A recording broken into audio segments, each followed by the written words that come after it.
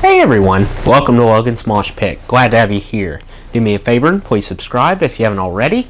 Cue Edge's theme song because we're about to discover some awesome stuff that took place on this day. In each episode of Music History, I will talk about some interesting music events that have happened today, January 20th.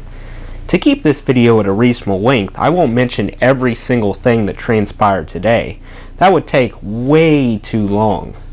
Instead, I narrowed the list down to 10 essential events. Obviously, January 20th carries political implications because presidential inaugurations occur every 4 years. Don't worry, I promise not to get too political.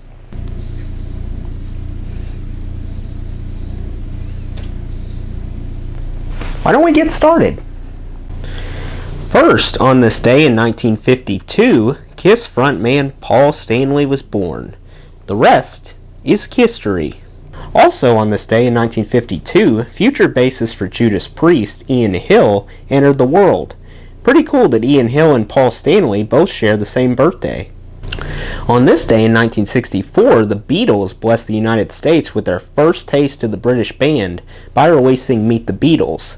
This amazing album from the Fab Four contained tantalizing tunes such as I Wanna Hold Your Hand and I Saw Her Standing There. Shortly thereafter, Beatlemania would sweep across the country.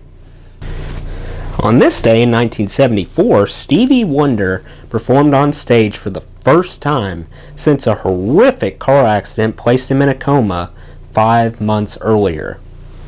Going back to birthdays, on this day in 1979, the lovely Linkin Park drummer Rob Bourdon was born.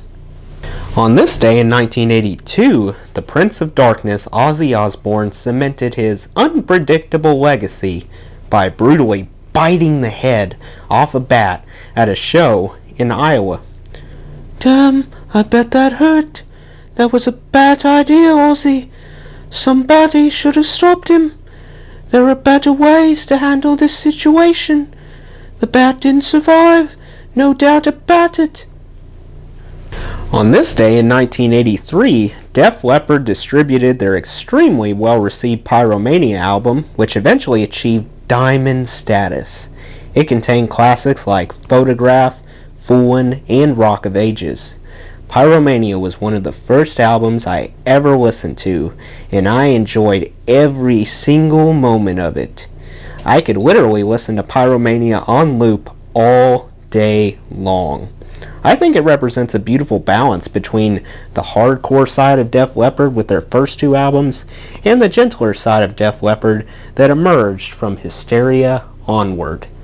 On this day in 1988, during the 1988 Rock and Roll Hall of Fame ceremony, the Beach Boys, Berry Gordy Jr., the Beatles, the Drifters, Bob Dylan, Woody Guthrie, Les Paul, Lead Belly, and the Supremes were all granted access to join the exclusive club. On this day in 2012, the extraordinary Etta James passed away following a battle with leukemia. She was 73 years old.